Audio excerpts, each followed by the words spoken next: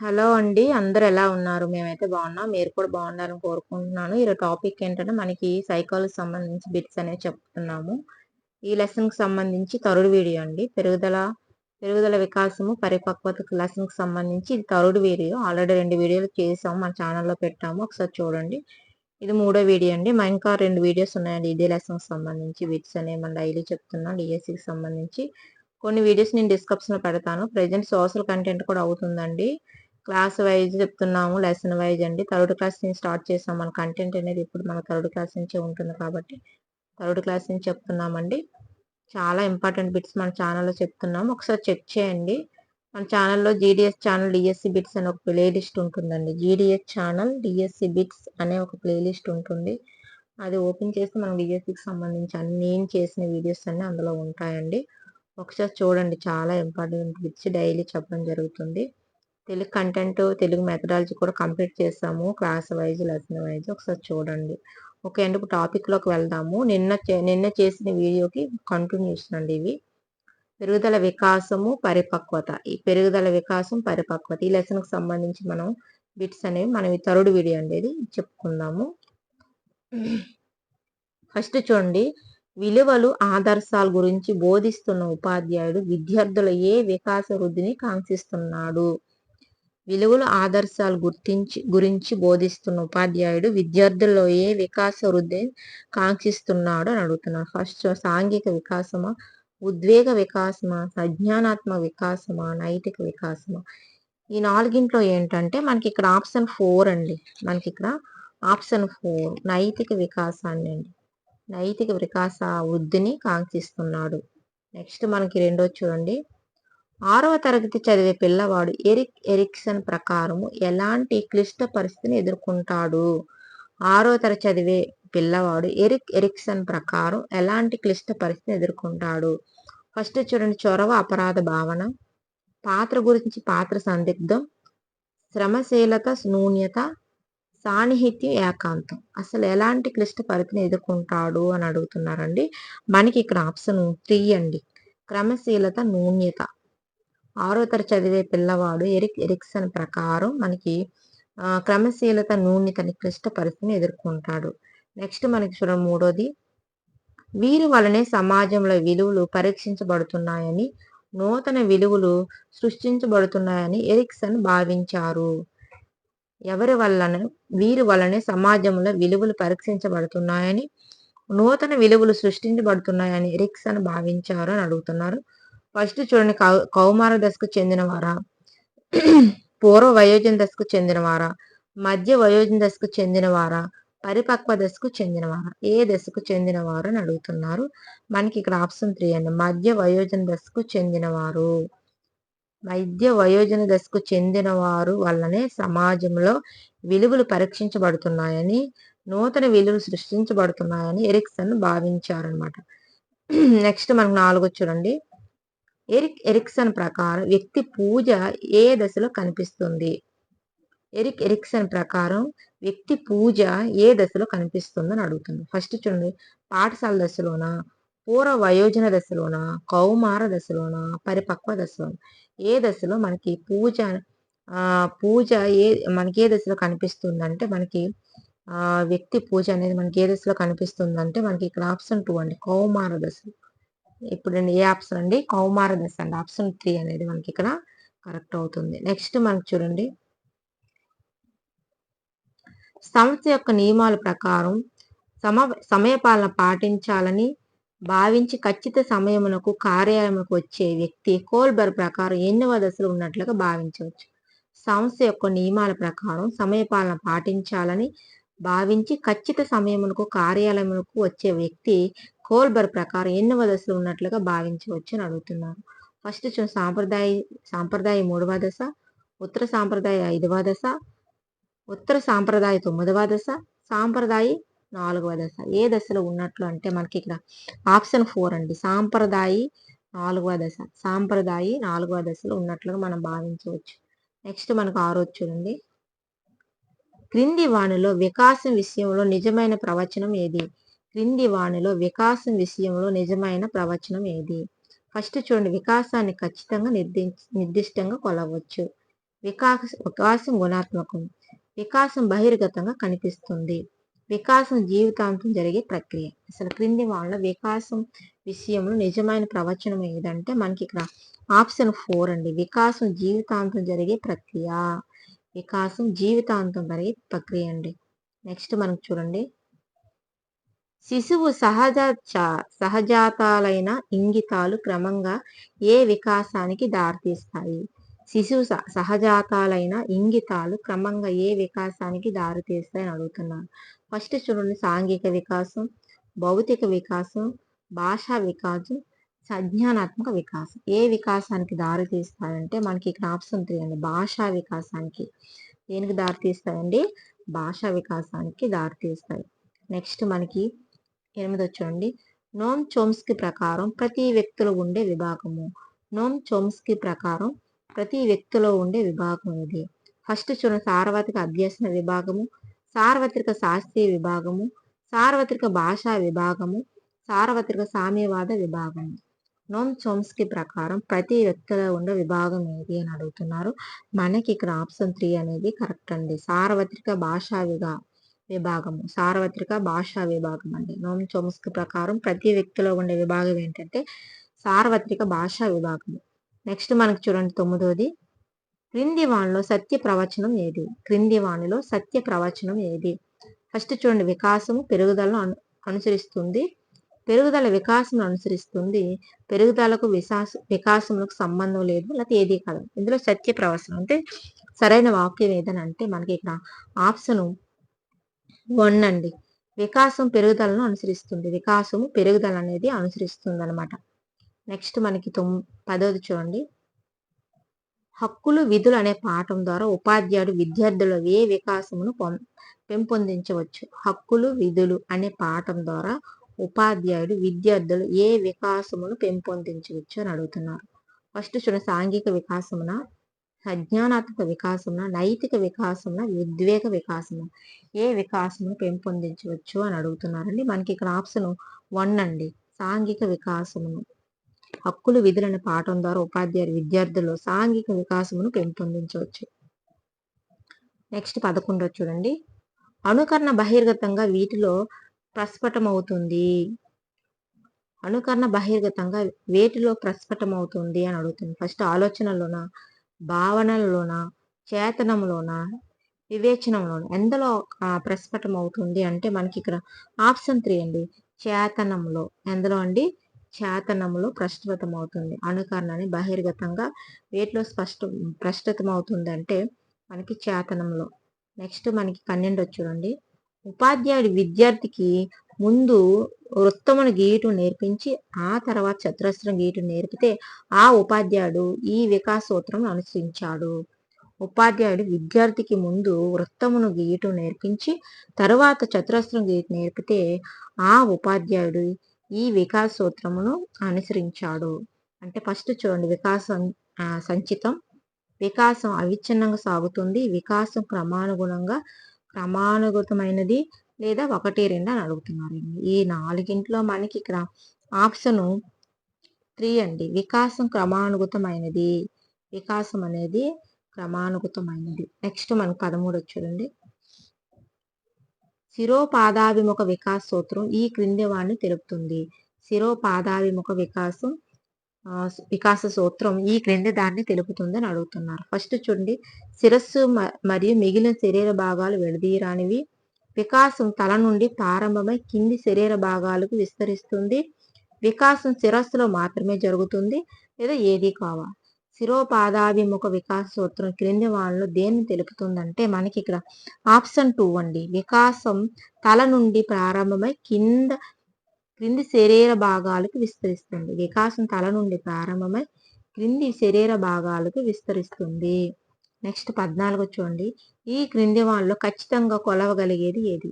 క్రింది వాళ్ళలో ఖచ్చితంగా కొలవగలిగేది ఏంటని అడుగుతున్నారు. ఫస్ట్ చూడండి, విద్యార్థి వివిధ సబ్జెక్టులో పొందిన జ్ఞానమా, విద్యార్థి ఉద్వేగాల, విద్యార్థి సాంఘిక వికాసమా, విద్యార్థి పెరుగుదల, దేన్ని మనం ఖచ్చితంగా కొలవగలుగుతామని అడుగుతున్నారండి. దేనిని మనం ఖచ్చితంగా కొలవగలుగుతామంటే మనకి ఇక్కడ ఆప్షన్ 4 అండి. విద్యార్థి పెరుగుదలను మనం ఖచ్చితంగా కొలవగలుగుతాం అనమాట. విద్యార్థి యొక్క పెరుగుదలని మనం ఖచ్చితంగా కొలవగలుగుతాము. నెక్స్ట్ మనకి 15 చూడండి. కౌమార దశను ఒత్తిడి, ప్రయాస, కలత, జగడాలతో కూడుకున్న దశ అని అని అనేవారు ఎవరు? కౌమార దశను ఒత్తిడి, ప్రయాస, కలత, జగడాలతో కూడుకున్న దశ అని ఎవరు అన్నారు అని అడుగుతున్నారు. ఫస్ట్ చూడండి Hurlock, Stanley Hall, Vygotsky, Bagley. ఎవరన్నారు ఈ మాటలు అంటే మనకి ఇక్కడ ఆప్షన్ 2 అండి. Stanley Hall. కౌమార దశను ఒత్తిడి, ప్రయాస, కలత, జగడాలతో కూడుకున్న దశ అని స్టాన్లీ హాల్ అన్నారండి. వీడియో మాత్రం స్కిప్ చేయకుండా చూడండి. లైక్ చేసి సపోర్ట్ చేయండి ఫ్రెండ్స్. నెక్స్ట్ మనకు 16 చూడండి. అభివృద్ధి అనగా ఏంటి? దేహము పెరుగుట, సంభావనీయత విచ్చుకొనుట, అవయవ స్థితిలో మార్పు, రూపంలో మార్పు. అసలు అభివృద్ధి అనగా ఏంటి అని అడుగుతున్నారండి. మనకి ఇక్కడ ఆప్షన్ 1 అండి. మనకి ఇక్కడ ఆప్షన్ 1 అండి.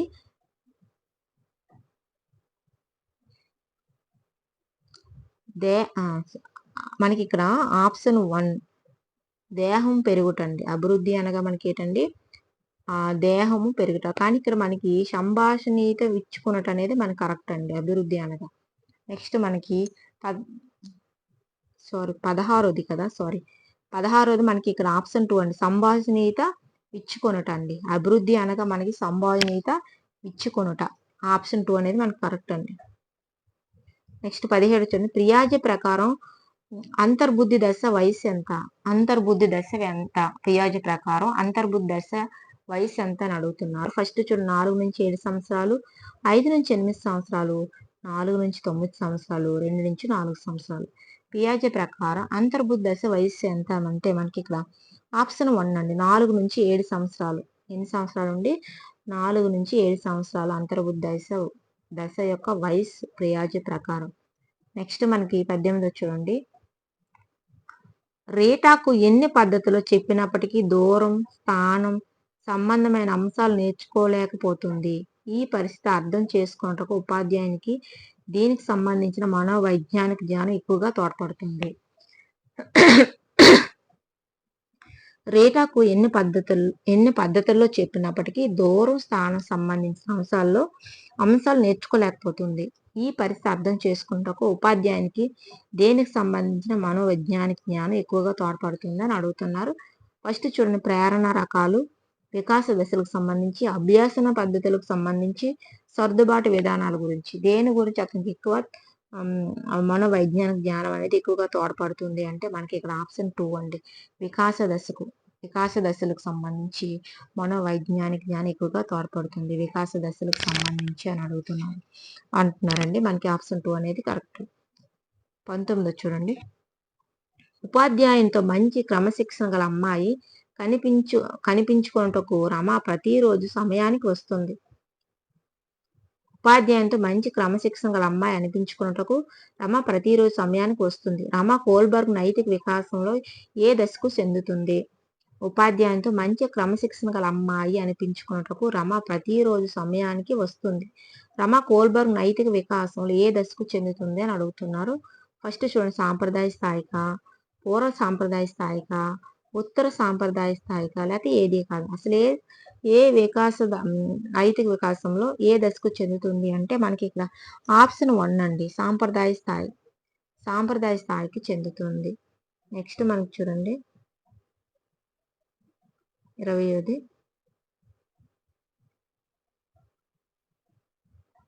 సమరూప కవలలు అనగా చూడండి ఒక అండం నుండి 2 శుక్ర కణాల వల్ల ఫలదీకరణం చెంది 2 పిండాలుగా పెరుగుతారు. లేదా ఒక అండం ఒక శుక్ర కణంచే ఫలదీకరణం చెంది 2 పిండాలుగా పెరుగుతాయి. లేదా 2 అండాలు ఒకే శుక్ర కణంచే ఫలదీకరణం చెంది 2 పిండాలుగా పెరుగుతారు. ఈ మూడింట్లో ఏంటని అడుగుతున్నారండి. సమరూప కవలలు అంటే ఎవరు అంటే మనకి ఇక్కడ ఆప్షన్ 2 అండి. ఒక అండం ఒక శుక్ర కణంతో ఫలదీకరణం చెంది 2 పిండాలుగా పెరుగుతాయి అన్నమాట. ఒక అండం ఒక శుక్ర కణంచే ఫలదీకరణం చెంది 2 పిండాలుగా పెరుగుతారు. నెక్స్ట్ 21ది భయం అనే ఉద్వేగానికి కారణమైన సహజాతము భయం అనే ఉద్వేగానికి కారణమైన సహజాతము ఏది? ఫస్ట్ చూడండి, తప్పించుకోవటమా, ఉపసంహరించుకోవటమా, కలహించటమా, వికర్షణ. అసలేంటి భయం అనే ఉద్వేగానికి కారణమైన సహజాతము ఏది అంటే మనకి ఇక్కడ ఆప్షన్ 1 అండి. తప్పించుకోవటం. తప్పించుకోవటం అండి. భయం అనే ఉద్వేగానికి కారణమైన సహజాతం ఏదంటే తప్పించుకోవటం అండి. నెక్స్ట్ మనకి 22ది, సమన్వయ రాహిత్య ప్రతిచర్యలు సమన్వయం చెందినప్పుడు ఏర్పడేవి. సమన్వయ సాహిత్య ప్రతిచర్యలు సమన్వయం చెందినప్పుడు ఏర్పడేవి. ప్రతికల, భావనల, స్కీమాల, సంవేదనల. సమన్వయ రాహిత్య ప్రతిచర్యలు సమన్వయం చెందినప్పుడు ఏర్పడేవి ఏంటంటే మనకి ఇక్కడ ఆప్షన్ 3 అండి. స్కీమాలు. ఏంటండి? స్కీమాలు. నెక్స్ట్ మనకు చూడండి 23. క్రోమోజోముల ఆకారం ఏంటి? క్రోమోజోముల ఆకారం వి ఆకారంలో ఉంటాయా, ఎస్ ఆకారంలో ఉంటాయా, డబ్ల్యూ ఆకారంలో ఉంటాయా, టీ ఆకారం ఉంటాయి. క్రోమోజోములు ఏ ఆకారంలో ఉంటాయి అని అడుగుతున్నారండి. మనకి ఇక్కడ ఆప్షన్ 1 అండి, వి ఆకారంలో ఉంటాయి. క్రోమోజోములు అనేవి మనకి వి ఆకారంలో ఉంటాయి. క్రోమోజోములు అనేవి వి ఆకారంలో ఉంటాయి. క్రింది వానిలో భాషాభివృద్ధి ప్రగతికి అవరోధం ఏంటి? క్రింది వానిలో భాషాభివృద్ధి ప్రగతికి అవరోధం ఏంటి? ఫస్ట్ చూడండి, అవగాహన చేసుకోవటం, పదజాలాన్ని పెంచటం, శరీర అంగాల్లో పరిణితి లేకపోవటం, లేదా పైవన్నీనా? క్రింది వానిలో భాషాభివృద్ధికి ప్రగతికి అవరోధం ఏంటి? భాషాభివృద్ధి ప్రగతికి అవరోధం ఏంటి?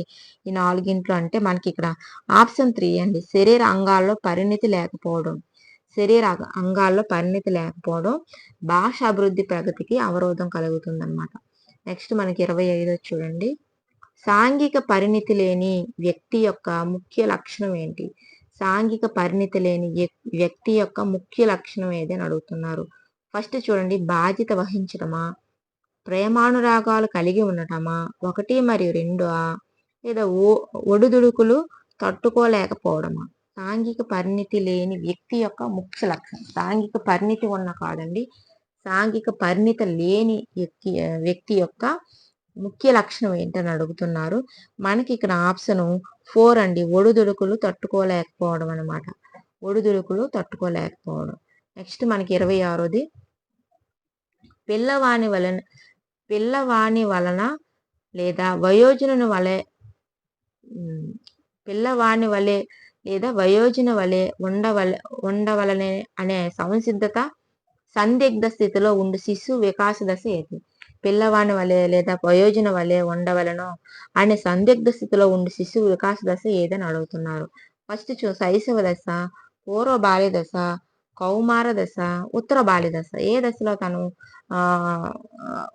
సందిగ్ధ స్థితిలో ఉంటాడు అని అడుగుతున్నారు. మనకి ఇక్కడ ఆప్షన్ 3 అండి, కౌమార దశ. ఏ దశ అండి? కౌమార దశలో. నెక్స్ట్ మనకి 27ది, ఈ క్రింది వానిలో పియాజే తెలిపిన సంజ్ఞానాత్మక కార్య నియమాలకు చెందినది ఏది? చెందనిది. క్రింది వానిలో పియాజే తెలిపిన సంజ్ఞానాత్మక కార్య నియమాలకు చెందనిది అన్నారండి. ఫస్ట్ చూడండి, సమతుల్యత, సంవేదన, అనుగుణ్యమా, సాంశీకరణ. అసలు ఈ పియాజే తెలిపిన సంజ్ఞానాత్మక కార్య నియమాలకు చెందనిది ఏదంటే మనకి ఇక్కడ ఆప్షన్ 2 అండి. మనకు ఆప్షన్ 2 సంవేదన. సంవేదన అనేది చెందదండి. మిగతా సమతుల్యత, అనుగుణ్యము, సాంశీకరణం అన్నీ కూడా పియాజే తెలిపిన సంజ్ఞానాత్మక కార్య నియమాలకు చెందినది. మిగతా సంవేదన అనేది చెందనది. నెక్స్ట్ మనకి కోల్బర్గ్ దేనిని నమ్ముతారు అని అడుగుతున్నారు. ఫస్ట్ చూడండి, ఒక నైతిక నిర్ణయ స్థాయిని చేరటం సాంఘిక ఆర్థిక స్థితిపై ఆధారపడి ఉంటుంది. నైతిక నిర్ణయ పరిసరాల ఉత్పాదకతపై ఆధారపడుతుంది. గొంతు పట్టేసింది. ఆధారపడదండి. నైతిక నిర్ణయాల స్థాయి యాదృచ్ఛికంగా వ్యక్తం అవుతాయి. అలాగే ఒక నైతిక నిర్ణయ స్థాయి నుండి వేరొక స్థాయికి మారటం జ్ఞానాత్మక పరిపక్వతపై ఆధారపడి ఉంటుంది. కోల్బర్గ్ దేన్ని నమ్ముతారు అంటే మనకి ఇక్కడ 4 ఆప్షన్ 4 అండి. ఒక నైతిక నిర్ణయ స్థాయి నుండి మరొక స్థాయికి మారడం జ్ఞానాత్మక పరిపక్వతపై ఆధారపడి ఉంటుంది. ఇది కోల్బర్గ్ అన్నట్లు నమ్ముతారండి. నెక్స్ట్ మనకి 19ది, హవిగ్ హారెస్ట్ ప్రకారం వికాస కృత్యాలను ఎదుర్కోవటంలో రెండవ వయోజన స్థాయి వయస్సు అని అడుగుతున్నారండి. హోవిగ్ హార్వెస్ట్ ప్రకారం వికాస కృత్యాలు ఎదుర్కోవటంలో రెండవ వయోజ స్థాయి వయస్సు ఎంత అని అడుగుతున్నారు. ఫస్ట్ చూడండి, 0 నుంచి 5 సంవత్సరాలు, 3 నుంచి 10 సంవత్సరాలు, 6 నుంచి 12 సంవత్సరాలు, 5 నుంచి 10 సంవత్సరాలు.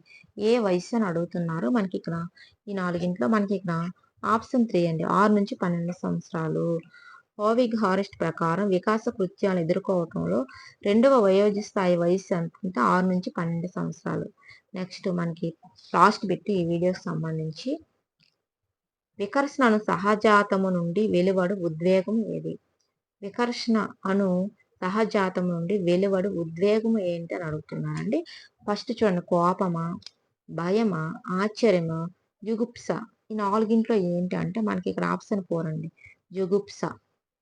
వికర్షణ అను సహజాతము నుండి వెలువడు ఉద్వేగం ఏంటంటే జుగుప్స అండి. ఇదండి ఈరోజు సంబంధించి వీడియో. మనం డైలీ డిఎస్సికి సంబంధించి వీడియోస్ పెడుతుంటాము. ఒకసారి ఛానల్ చెక్ చేయండి. చాలా ఇంపార్టెంట్ బిట్ చెప్తున్నామండి. ఒకసారి చెక్ చేస్తే మీకు అర్థమవుతుంది. డైలీ నేను డిఎస్సికి సంబంధించి వీడియోస్ పెడుతున్నాను. ఒకసారి చెక్ చేయండి. వీడియో మాత్రం స్కిప్ చేయకుండా చూడండి. లైక్ చేసి సపోర్ట్ చేయండి ఫ్రెండ్స్. Okay, thank you.